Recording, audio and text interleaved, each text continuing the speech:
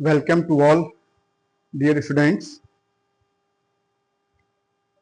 इसके पहले हम लोगों ने मीटर ब्रिज के बारे में पढ़ा है कि मीटर ब्रिज में मेनली एक वायर होता है जो कि एलॉय का बना होता है, कॉन्स्टेंटेन या मैंगनीज जिसका भी हो बना हुआ होता है, लेकिन उसका एरिया ऑफ क्रॉस सेक्शन जो होता है यूनिफॉर्म होता है। यानी कहीं से भी, यानी पूरे 1 मीटर वायर जो होता है उसका जो एरिया होता है, एरिया ऑफ क्रॉस सेक्शन होता है, हर जगह एक जैसा होता है, उसमें कोई चेंजिंग नहीं होती है।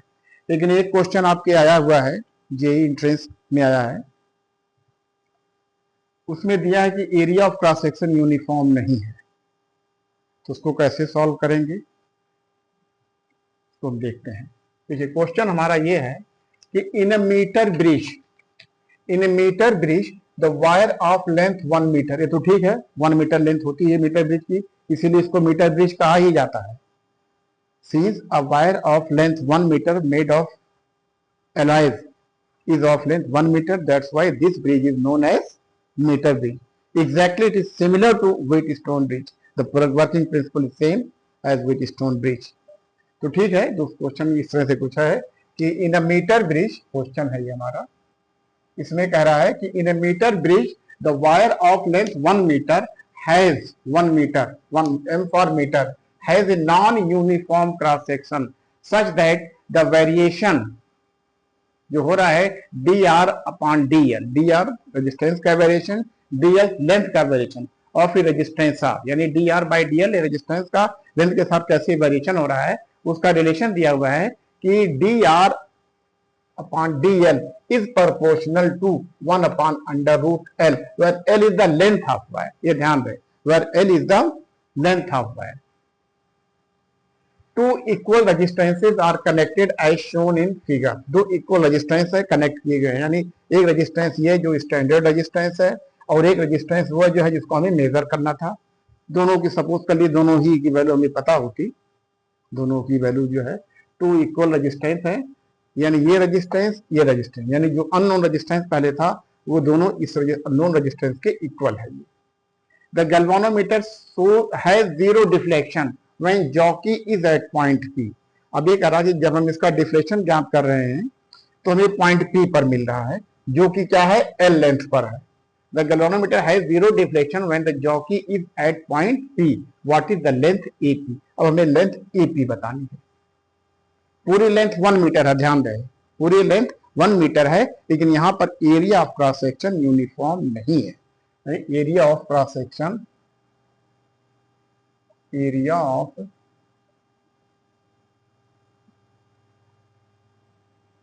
cross section of 1 meter wire used in meter bridge in given, बल्कि कहीं in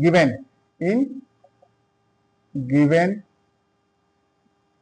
meter bridge is not uniform, यानी उसमें अब ये नहीं कह सकते हैं कि जो रजिस्टेंस पर यूनिट लेंथ, हम ये नहीं पता है, रजिस्टेंस पर यूनिट लेंथ हमको ये अलग अलग होगा, यानी सेम नहीं होगा। यानी हम ये नहीं कर सकते कि R इज इक्वल टू जो भी होता है, यानी जो R कोई भी रेजिस्टेंस होता, R जो रेजिस्टेंस होता R इंटू एल होता, ये अब ये नहीं कर सकते हैं, क्योंकि एरिया ऑफ क्रॉस सेक्शन ये हर एक लेंथ के लिए, देखिए यहाँ पर जो लेंथ दी हुई है, यहाँ पर एरिया कुछ कम है, यहाँ पर यानी यहाँ पर लेंथ कुछ कम है, यहाँ देखो ज्यादा क्रॉस सेक्शन एरिया है, यानी इतने एरिया के लिए। अब देखिए ये जो जॉकी है, बैलेंस पोजीशन जब हमें मिल रही है, एक मिल रही है किस पे, एपी एंड उसके बाद क्या है, पी बी पे है, पी बी है, लेकिन जो बैलेंस पोजीशन मिल रही है पी पर मिल रही है। ये लेंथ यहां से यहां तक की कितनी है, ये एल है, और यहां से जो लेंथ है, क्योंकि ये लेंथ जो है पूरे वायर की लेंथ 1 मीटर है, इसलिए जो ये लेंथ हो जाएगी 1 माइनस एल हो जाएगी। लेकिन ध्यान रहे कि रेजिस्टेंस यूनिफॉर्मली डिस्ट्रीब्यूटेड नहीं है इसमें एरिया, क्योंकि एरिया क्रॉस सेक्शन अलग अलग हो गया है, यहाँ पर एरिया कुछ है, यहाँ पर कुछ है, यहाँ पर कुछ है। तो ठीक है, इसको हम दो सेक्शन में तो ऐसे भी कर सकते हैं कि एक रेजिस्टेंस ये आर डैश था, ये आर था, अगर हमें एरिया क्रॉस सेक्शन यूनिफॉर्म होता तो कोई बात नहीं, आर, ये मान ली R1 है, ये सपोज कर ली R है, ये R1 है, तो R upon R dash is equal to L upon 1 minus L कर देते, ठीक है। लेकिन हम ऐसा नहीं कर सकते हैं क्योंकि एरिया ऑफ क्रॉस सेक्शन हमारा यूनिफॉर्म नहीं है, so we can not use this formula. हालांकि अल्टीमेटली वही यूज करना है, लेकिन थोड़ा सा मैथमेटिक्स लगानी पड़ेगी इसमें। हमें बैलेंस की पोजीशन मिली है कि this upon this is equal to this upon this, ये करना है, लेकिन हमें ऐसे नहीं करेंगे जब तक हमें इसका एग्जैक्टली हम रेजिस्टेंस इनका जो है पता नहीं कर सकते, क्योंकि रेजिस्टेंस यूनिफॉर्म ना होने की वजह से, एरिया पर सेक्शन यूनिफॉर्म ना होने से उनका uniform distribution per unit length same नहीं हो पाएगा। तो हमें कुछ क्लियर दिया हुआ है कि जो रेजिस्टेंस का वेरिएशन लेंथ के साथ हो रहा है, ये हो रहा है dr upon dl is proportional to 1/√L। ये हमें दिया हुआ है, हिंट दिया हुआ है कि जो कंडीशन दी हुई है कि जो dr/dl यानी रेजिस्टेंस जो हो रहा है, चेंज इन द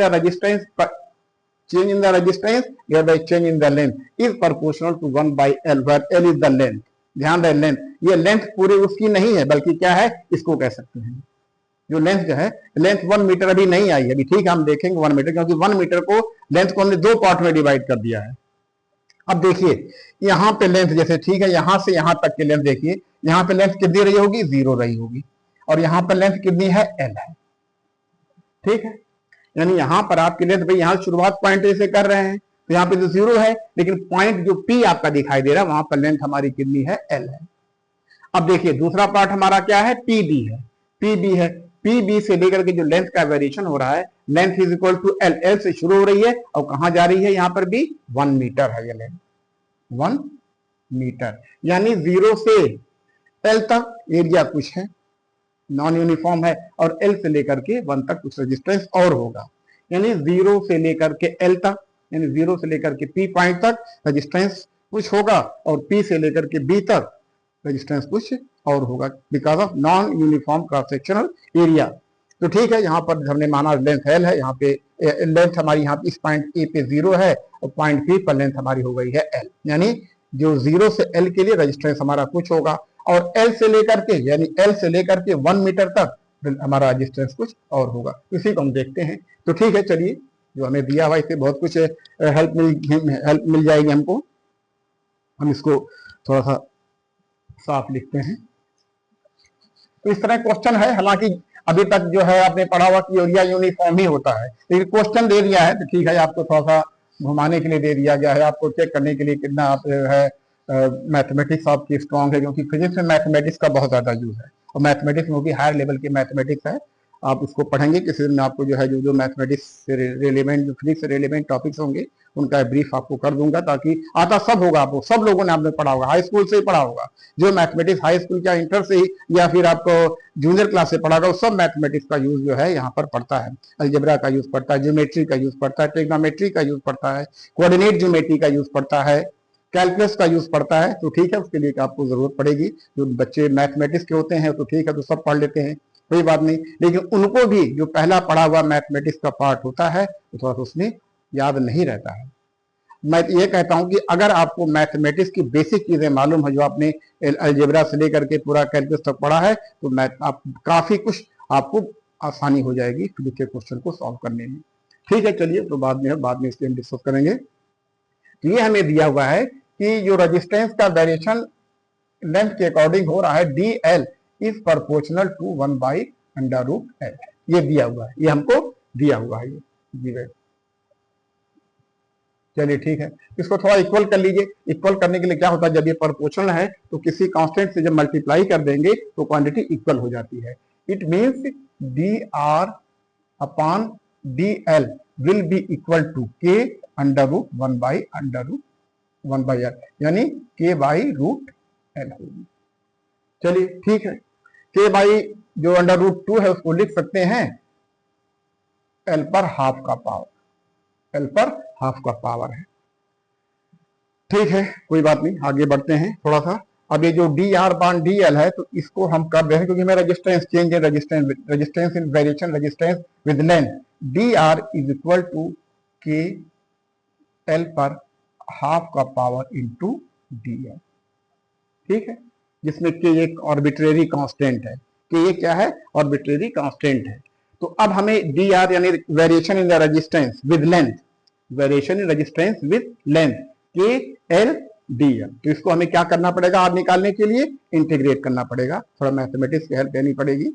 यानी पढ़ा होगा आप लोगों ने, बेसिक चीजें पढ़ी होगी, नहीं होंगे तो मैं एक दिन ब्रीफ में बताऊंगा आप लोगों को ये। चलिए ठीक है, इसको रेजिस्टेंस पता करने के लिए यानी जो हमारा जो आर होगा ये होगा D R, integration will be equal to integration of this के L whole into D L.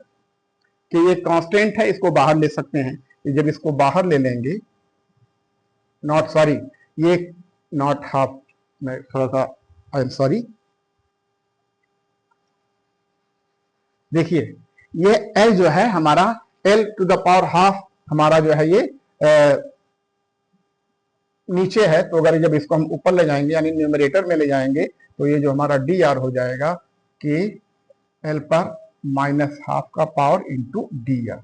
तो d r will be equal to k l पर माइनस हाफ का power integration into d r. अब समझ में आ रहा हुआ इंटीग्रेशन का ये। तो ठीक है, के कांस्टेंट को हम बाहर ले रहे हैं, के कांस्टेंट को बाहर ले रहे हैं। अब ये एल पर माइनस हाफ का पावर इंटू डी आर। अब इसका इंटीग्रेशन आप लोगों ने पढ़ा होगा कि जब हम इंटीग्रेशन करते हैं x to the power n, तो इसकी जो वैल्यू होती है x to the power n plus 1 upon n plus 1 होती है ना, ये पढ़ा होगा आप लोगों ने। तो ठीक है, वही हम लगाते हैं। इसमें लेकिन कंडीशन है कि n की वैल्यू जो है -1 नहीं होनी चाहिए, n should not be equal to -1, ये कंडीशन होती है इंटीग्रेशन के लिए। तो ठीक है, उसको हम आगे बढ़ते हैं। यानी जो r हो जाएगा जब इसको हम इंटीग्रेट करेंगे, k है, इसका इंटीग्रेशन देखिए माइनस हाफ प्लस 1 यानी l minus half plus 1 upon minus half plus 1, इसका इंटीग्रेशन हो जाएगा। यानी जब इसको इंटीग्रेट करेंगे तो ये k l पर हाफ का पावर इंटू हाफ, यानी ये हो गया 2k l पर हाफ का पावर, या लिख सकते हैं 2k अंडर रूट l, क्योंकि हाफ अंडर रूट हाफ का पावर का मतलब होता है अंडर रूट l। तो ठीक है, चलिए, लेकिन हमें यहां पर डेफिनेट इंटीग्रेशन लगाना पड़ेगा, क्योंकि जीरो से लेकर के एरिया क्रॉस सेक्शन जो है अलग अलग है, इसलिए जीरो से जो L है उसका एरिया कुछ और है, और L से लेकर के 1 मीटर तक एरिया हमारा कुछ और है, इसलिए हम इसमें डेफिनेट इंटीग्रेशन लगाएंगे। यानी ये जो ठीक था, ये जो हमने यूज किया था, ठीक है, यानी ठीक है। अब इसमें हम डेफिनेट इंटीग्रेशन लगाएं, क्योंकि हमें लिमिट पता है कि 0 से L तक कुछ और है, L से 0 से लेके P तक कुछ और है, P से लेके D तक कुछ और है। तो जो हमें रेजिस्टेंस निकल करके आएगा, इसमें हम करेंगे ये K मान लिया बाहर हमने ले लिया है। ये लेंथ हमने कहाँ शुरुआत कर रहे हैं, पहले देखिए 2 पार्ट में करना पड़ेगा इसको इंटीग्रेट, क्योंकि एक है 0 से P है, A से P, फिर उसके बाद P से B, यानी जो लिमिट जा रही है इसकी हमारी पहले 0 से लेकर के कहां तक है, L तक है, 0 से लेकर के L तक है। तो ये L minus half into D L. तो जब इसको सिंप्लीफाई करेंगे तो ये 2k ये जो हो जाएगा ये हो जाएगा L पर हाफ का पावर, लिमिट जो जाएगी 0 से लेकर के L तक होगी। जब इसको सिंप्लीफाई करेंगे तो ये हो जाएगा 2k L, जो पहला 0 है, 0 माइनस कितना हो जाएगा ये, सॉरी फाइनल होती है final limit minus initial limit, final value L है, तो L जब रखेंगे तो L हाफ ही रहेगी, माइनस 0 0 हो जाएगी। तो इसको कर सकते हैं 2k इंटू L पर हाफ का पावर, ठीक है ना, क्योंकि देखिए ये जो लिमिट होती है ये लोअर लिमिट है या हायर लिमिट है। जो वैल्यू रखते हैं L हायर लिमिट गई है L तक, 0 से लेकर L तक गई है, तो L पर हाफ का पावर मीन्स L पर हाफ का पावर फिर L पर 0 का मतलब हो गई क्वांटिटी हमारी 0 हो गई है, ठीक है। यानी L हम 0 रख देंगे, इस पर एक बार हम 0 रख करेंगे। बात इसको समझ रहे होंगे ना, कि जैसे ये देखिए, ये इसको मैं यहाँ पे क्लियर कर दे रहा हूं, 2k L पर हाफ, उसके बाद क्या है ये L ही है, उसके बाद 0 पर जो है ये 0 का पावर है, क्योंकि L हमारी 0 है, जीरो है, यानी ये upper limit minus lower limit, lower limit zero, तो इसे हम यहाँ जीरो लिखेंगे। तो अल्टीमेटली आपका रिजल्ट निकल करके आएगा ये आर, यानी जो आर ये आया है यहाँ से यहाँ तक का जो यहाँ से यहाँ तक का जो पोर्शन है, ये जो आर, इसको आप मान लीजिए, इसको मान लीजिए आर, ये निकल करके आ रहा है 2KL हाफ। ठीक है, अब हम क्या करते हैं, P से B, अब हमें क्या करते हैं, P से लेकर के B तक है, उस केस में लेंथ हमारी कितनी है, लेंथ कहाँ शुरुआत होती है, अभी L से शुरू होती है और 1 तक जाती है। तो अब जो हम इंटीग्रेशन करेंगे, जो R की जो वैल्यू आएगी वो K तो रहेगी ही, लेकिन ये हो जाएगी, लिमिट चेंज हो जाएगी, अब ये L से लेकर के हो जाएगी 1, L से लेकर के, क्योंकि देखिए हमारे यहाँ से अब शुरुआत यहाँ से कर रहे हैं, B से, P से B तक इंटीग्रेट कर रहे हैं, इस पार्ट को इंटीग्रेट कर रहे हैं, तो यहाँ पर लेंथ हमारी L है और यहाँ पर हमारी लेंथ कितना है, 1 है। तो जो हमारी अपर लिमिट है 1 है और लोअर लिमिट हमारी कितनी है, तो इसको जब करेंगे ये L माइनस हाफ DL, तो ये कितना हो जाएगा ये, ठीक है, इसको कीजिए अब, इसको ये फिर वही आएगा, 2 के बाहर ले लीजिए, इसको 2 के बाहर ले लीजिए, और इसका जो इंटीग्रेशन आएगा करने पर ये आएगा ये L/2, लिमिट है L से लेकर के 1 तक है, यानी ये लोअर लिमिट और ये अपर लिमिट है। इसको फिर वही कीजिए, लोअर लिमिट से लेकर के हायर लिमिट तक, 2K तो ऐसे ही रहेगा, जो लोअर लिमिट है L है तो L इज L ही रहने दीजिए, क्योंकि L है, L तक लेंथ लोअर लिमिट से शुरू हो रही है L, फिर ये कितना शुरू हो रही है, 1 से शुरू हो रही है, तो 1 पे कीजिए, तो 1 का जो होगा, जो 1 का अंडर रूट होगा, आप जानते हैं अंडर रूट ऑफ 1 जो है, अंडर रूट ऑफ 1 जो है 1 ही होता है, तो इसको हम क्या कर सकते हैं, 1 लिख सकते हैं। अंडर रूट इसको हम कितना लिख सकते, ये सॉरी, इसको अपर लिमिट पहले लिखेंगे हम, इसमें अपर लिमिट हम पहले लिखेंगे, अपर लिमिट हम, क्योंकि देखिए अपर लिमिट हमारी L है, तो 2 ये हो जाएगा, L जो है 1 है, 1 पर हाफ का पावर माइनस L पर हाफ का पावर हो जाएगा, क्योंकि देखिए L जो है, L तो L से वैरी होकर के 1 तक जा रहा, तो L ही रहेगा, L फिर क्या हो जाएगा, ये 1 हो जाएगा, 1 का अंडर रूट 1 होता है, तो इसको हम लिख सकते हैं क्या, 2K/1 माइनस L पर हाफ का पावर, L पर हाफ का पावर मीन्स होता है √2, तो ठीक है, इसमें ऊपर वाले पोर्शन को मिटा देता हूं मैं,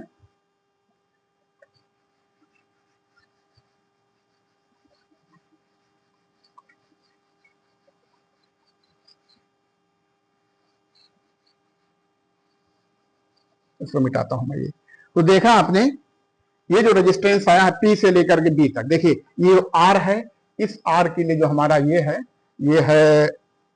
2KL पर हाफ का पावर, और ये जो R डैश है, ये हमारा, ये जो R डैश है, ये हमारा है कितना है, ये 2K1 माइनस L पर हाफ का पावर, L का हाफ का पावर। अब ये कह दे रहा है कि 2 equal resistances are connected as shown in the figure, दोनों रेजिस्टेंस इक्वल कनेक्टेड हैं, तो अब देखिए इक्वल कनेक्टेड मींस क्या हुआ, R/R dash is equal to, ये कितना हो जाएगा, L अपान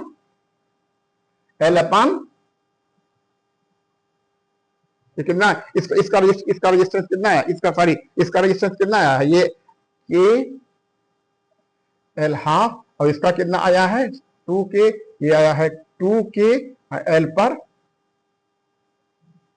1 माइनस L पर हाफ का पावर आया है, ठीक है। अब चूंकि दोनों रेजिस्टेंस ये क्या है, दोनों बराबर है, ये दोनों क्या है, ये बराबर है, इसलिए आप कह सकते हैं दिस इज इक्वल टू 1। जब ये 1 हो गया है तो उसको आप देख सकते हैं कितना, 2KL पर हाफ का power is equal to 2K1 minus L पर हाफ का पावर, तो 2K कैंसिल कर दीजिए, 2K कैंसिल कर दीजिए, जब इसको कैंसिल कर देंगे तो आपका आएगा L पर हाफ का power is equal to 1 minus L पर हाफ का पावर। ये देखिए L पर हाफ का power is equal to 1 minus L पर हाफ का पावर, ट्रांसपोज कर लीजिए, जब इसको ट्रांसपोज करेंगे, जब इसको मैं मिटा, चाहे इसका स्क्रीनशॉट ले लीजिए,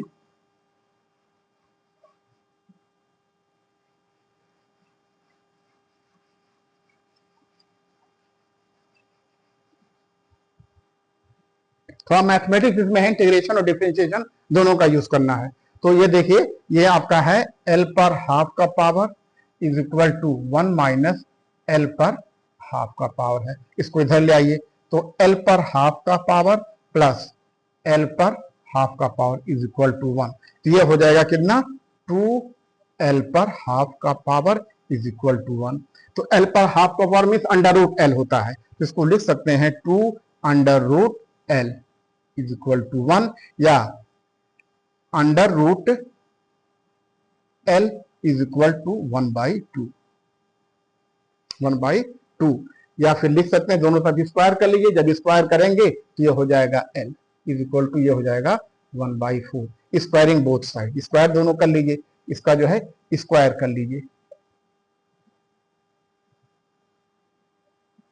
स्क्वायरिंग दोनों तरफ स्क्वायर कर लीजिए, ये हो जाएगा l is equal to 1/4। Mean से कितना आएगा ये 0.25, यही हमारी लेंथ हो जाएगी। L is equal to 0.25 metre, ये हमारी लेंथ है। देखिए इसमें कौन सा ऑप्शन सही है, option C is correct.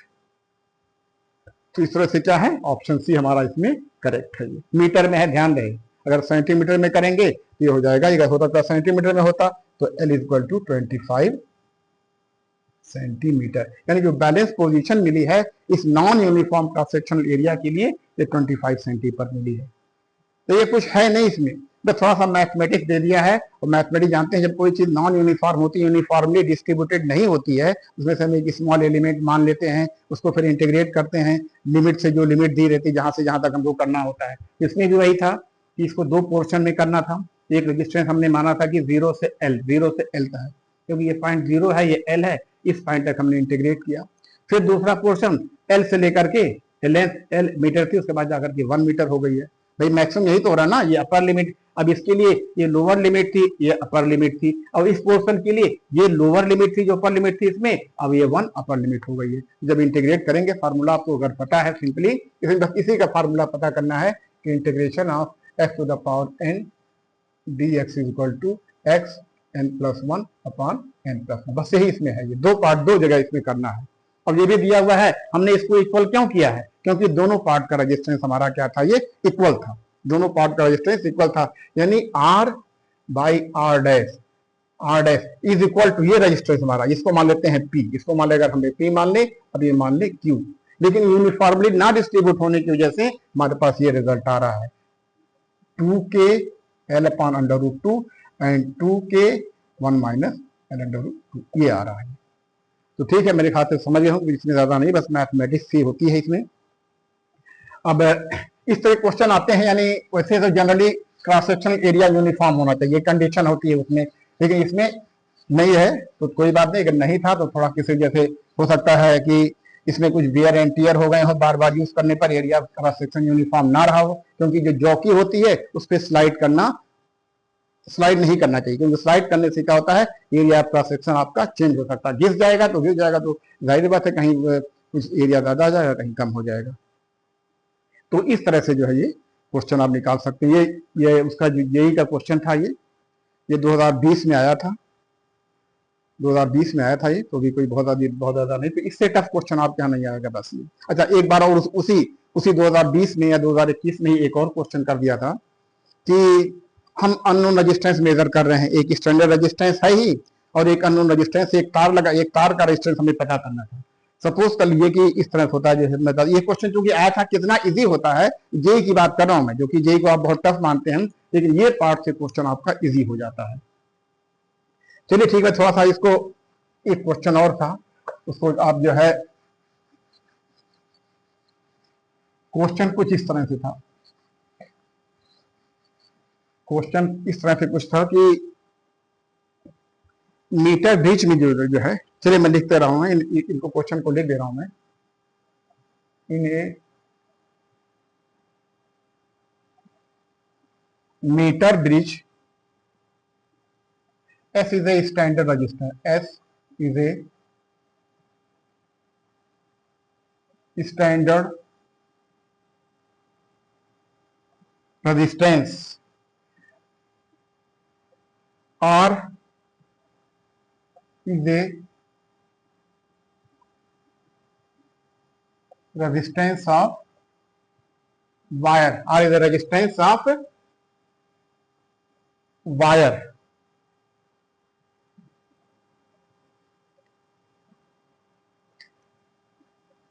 It is found that the balancing length L is equal to 25 centimetre. ये कब था? जब मीटर ब्रिज में एक जो स्टैंडर्ड रेजिस्टेंस था और एक वायर लगा था जिसका रेजिस्टेंस पता करना था आर, एक तार था, एक क्या लगा था, ये तार लगा था, उसका रेजिस्टेंस जब आर था तो हम ये पता चला कि बैलेंस जो बैलेंस पोजीशन हमको प्राप्त हुई है वो कितने पर हुई है? 25 सेंटीमीटर पे। if the wire made of same material but its length and diameter are half कर दिया जा रहा है, यानी डायमीटर और लेंथ दोनों जो है हाफ कर दिया जा रहा है। Find the new balance position, find the new balance position, new balance position ये पता करनी है। यानी इसी में ठीक है, डायग्राम इसी में बना रहा हूं मैं। ये पहले देखिए, ये रेजिस्टेंस मान लिया आर था और ये हमारा स्टैंडर्ड रेजिस्टेंस था, ये था कोई वायर लगा था, इसे मतलब इसका हमें पता करना था, ऐसे ही वायर था ये इसकी वैल्यू हमारे पास आर थी। तो जब हमने देखा कि आर एक वायर है और एक स्टैंडर्ड रेजिस्टेंस है तो उसकी जो वैल्यू थी एल की बैलेंस पोजीशन हमारे किस पे मिली थी? एल पे मिली थी, एल पे मिली थी, जो कि कितना है? 25 सेंटीमीटर। जाहिर सी बात है ये 25 है, ये 75 सेंटीमीटर रहा होगा। तो अब कह रहा कि रेजिस्टेंस को क्या कर जा रहा है, जो रेजिस्टेंस वायर था इसकी लेंथ जो है हाफ कर दी जा रही है। लेंथ कितनी कर दी जा रही है? हाफ कर दी जा रही है, और डायमीटर भी हाफ कर दी जा रही है। तो पहले देखिए पहले पोजीशन में क्या होगा, यानी R by s is equal to, ये रेजिस्टेंस ये 25 है तो ये हो जाएगा 75, यानी 1/3। R by s is equal to 1/3। चलिए ठीक है। फिर जब ये कह दिया है कि रेजिस्टेंस जो है, जो अननोन रेजिस्टेंस था उसकी लेंथ हाफ कर दी जा रही है, जब लेंथ हाफ कर देंगे और एरिया भी उसका जो है डायमीटर भी हाफ कर देंगे तो लेंथ पे क्या प्रभाव पड़ेगा? जैसे देखिए R is equal to L upon E, यही होता है। अब लेंथ को हमने क्या कर दिया है, अब ये तो नया रेजिस्टेंस, जब हमारे लेंथ L थी और एरिया क्रॉस सेक्शन हमारा A था, और जानते हैं एरिया डायमीटर पे डिपेंड करता है, डायमीटर के एरिया जो होता है क्योंकि सिलेंड्रिकल शेप का होता है इसलिए पाई R स्क्वायर होता है, यानी रेजिस्टेंस का स्क्वायर में चेंज हो जाएगा। तो ये जो है R डैश जो हो जाएगा ये हमारा L मटेरियल क्योंकि सेम है इसलिए रो इंटू ये L/2 कर दिया गया है, और एरिया कितना हो जाएगा? हाफ कर देंगे तो एरिया हो जाएगा ये बाई 4, यानी रेजिस्टेंस हो जाएगा, ये देखा जाए तो ये हो जाएगा 2R हो जाएगा, क्योंकि देखिए ये R L upon A into 2, क्योंकि ऊपर जाएगा तो 4 कट जाएगा तो इस तरह बचेगा, ये हमारा है R के बराबर, इंटू ये हो गया हमारा 2R। तो अब जो रेजिस्टेंस हो गया 2R हो गया है। अब देखिए यानी अब जो न्यू पोजीशन, जो न्यू बैलेंस पोजीशन जो आई है, ये आई है 2R, S वही है, स्टैंडर्ड रेजिस्टेंस ये है, तो हमें L पता करनी है। अगर L हमारी ये है तो ये हो जाएगी 100 माइनस L, बस। R बाई एस आपको पता है, R बाई एस कितना है? ये 2/3 है, तो 2 इंटू R जो है 1/3 is equal to L 100 minus L, 100 minus L, तो ये हो जाएगा ये 3L is equal to 2 into 100 minus L is equal to 3L is equal to 200 minus 2L, इसलिए 2L इधर आएगा, ये 2L और इधर आएगा 3L, इधर आएगा 2L, ये 5L इज इक्वल टू 200, इसलिए L is equal to 40 centimetre.